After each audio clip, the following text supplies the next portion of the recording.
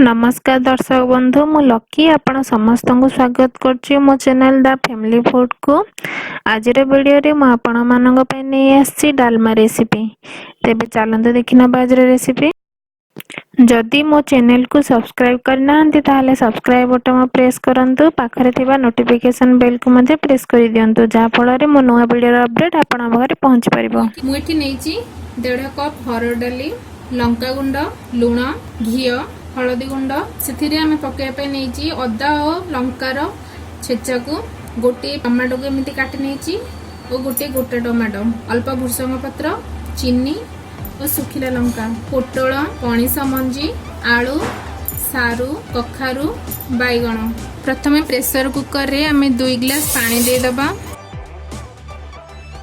पानी गरम हो सारा पर से आम धोई रखि हरड़ डाली को पकई दबा।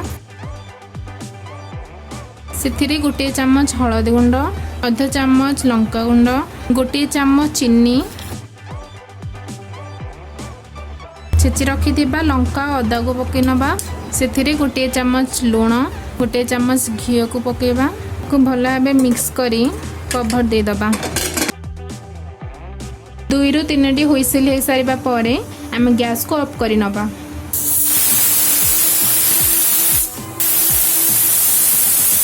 प्रेशर कुकर रू सिल गला परे आम प्रेशर कुकर को खोलिबा।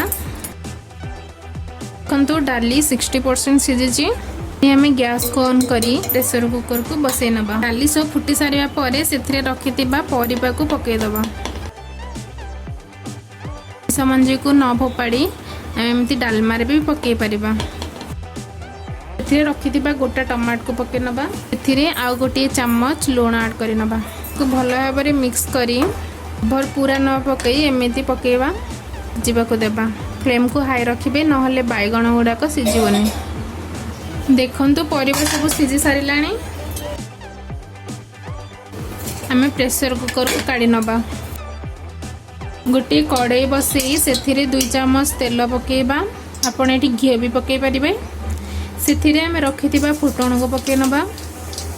जीरा सोरिष भल भाव फुटी सारा पर से आम रखि सुखिला लंका को पकेबा। भृषंग पत्र को पकेबा।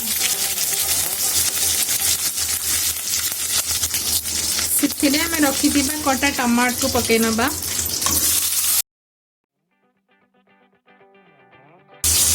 टमाटर को एठी सिझिबा को दबा। एठी आम डालमार एक मसला तैयारी करी पकई परिबा। डालमा मसला रे आमे अल्प दालचीनी, गोलमर्च, सुखिला लंका और जीरा को भल भाव भाजी ताको ग्राइंड करी नबा और ताको पकई परिबा। देखंतु टमाटर सब सिझी सारिलाणी। से आमे रखिथिबा सिझा टमाटर को पकई नबा। सब टमाटर को एमती मैश करी दबा। से आमे तैयारी कर रखिथिबा डालमा मसला को पकई नबा।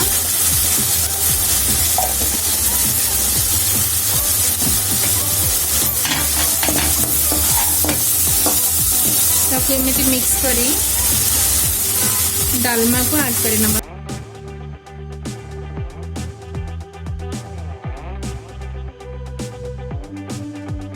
देखंतु डालमा भल भाव फुटी सारिलाणी। आपण एथिरे नडिया कोरा मध्ये पकई परिबे। गैस को एबे ऑफ करी नबा। को एमती आम एक बाउल ले काढी नबा।